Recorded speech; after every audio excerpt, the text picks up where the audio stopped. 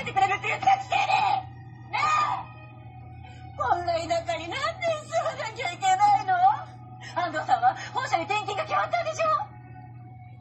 なんであなたはいつまでも出世しないの？こんなとこにいるから顔になったんだ。もっと勉強の進んだ学校に行かせて教養だって身につけさせたいのに。香織はいい子だよ。まるっきり田舎のトロい子じゃない。ねえあなた、頑張れ東京勤務になるって言ったでしょ。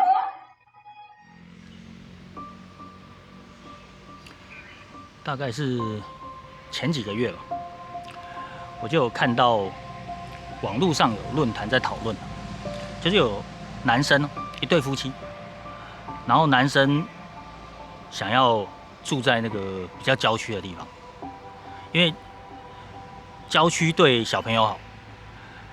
他们是说有2个小孩，男生说有2个小孩，然后住在郊区，就是说非直辖市的地方，然后他要住那个独栋的那种透天厝。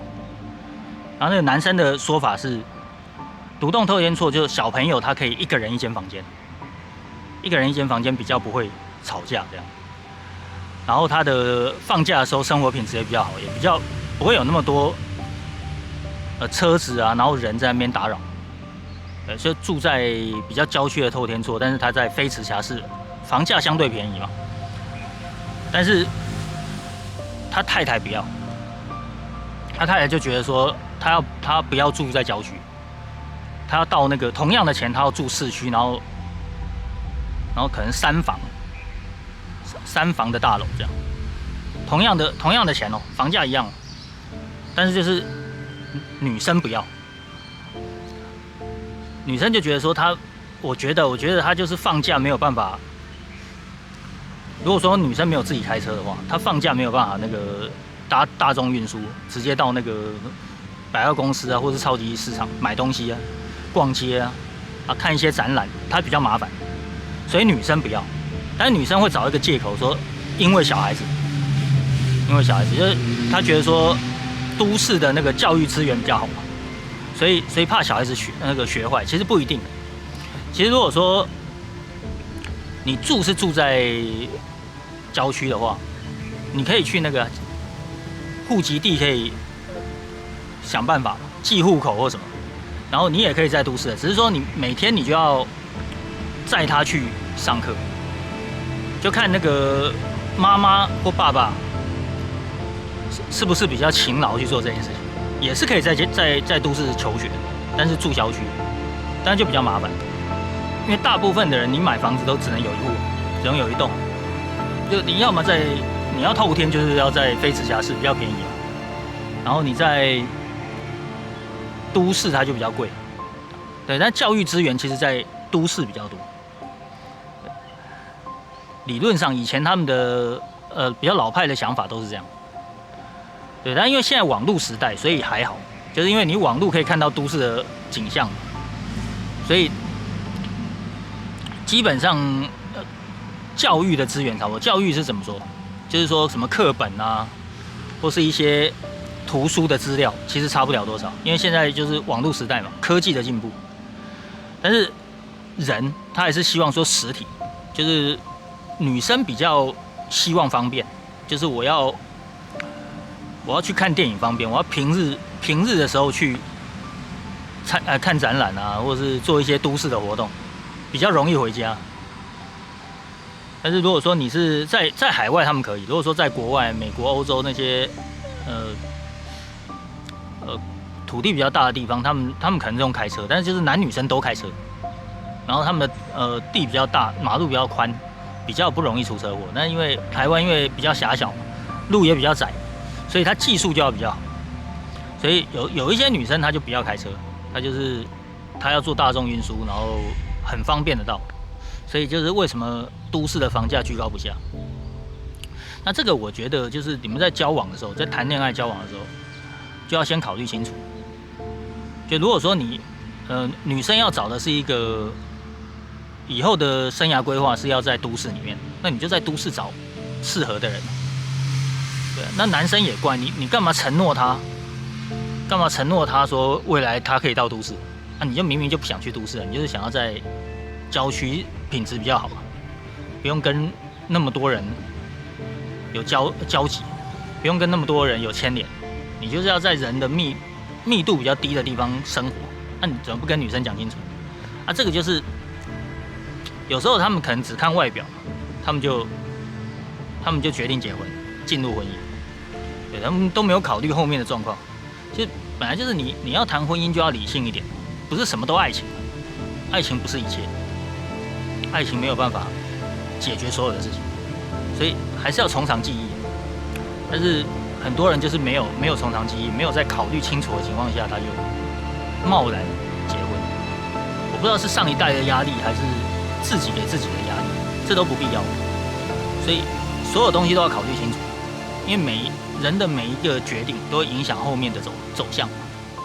对啊，啊，你有一些你还可以救回来，有一些选择错误你可以救回来，可以再拉回来，但是很多都没办法拉回来，就是一步错步步错，就是一步走错就万劫不复。对，完全没办法拉回来，不管你是财务上啊，你是精神上啊，对，因为人生只有一次，没办法重来嘛，所以一定要考虑清楚，就是交往的过程很重要，不要认为说，反正就离婚那不重要。我跟你讲，有一些人还是在意说你离过婚，然后他就可能不管你的个性再怎么好，你再怎么随和，他就不要你，他就觉得这个离过婚的人是个风险，他认为这样，所以你不能要求别人都像你的一样的想法啊。离婚就是比较认真的交往，其实不是哦。交往是没有白纸黑字，我可以否认我前任有几任，但是你没有办法否认你前任的前夫前妻有几任，没办法否认。但是前任的男朋友女朋友有几任，你可以否认，这没有办法知道。但是白纸黑字你躲不了，所以不要以为说离婚没什么大不了，它真的很重要。离婚真的就代表你第一次的判断错误。对，那有一些人他就是不愿意承受这个风险，对，也表示你自己已经在法律上很认真的考虑过，但是你后来又反悔了，对啊，那对方就会认为你是不是判断力可能有点问题。对，要考虑清楚，就是不管你做任何的决定，婚姻啊，然后理财啊、花钱啊都一样。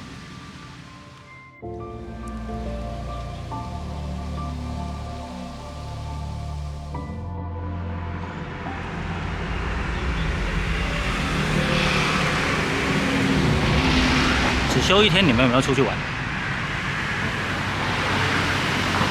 大部分只休一天近郊，就是都市的邻近的郊区，会变成满都是人。平常可以有位置停机车、停汽车都变得没位置。对，那你就很难有一个惬意安静的时间。对，所以通常一天最好就是在家里或在家里附近最好。但是有些人没办法，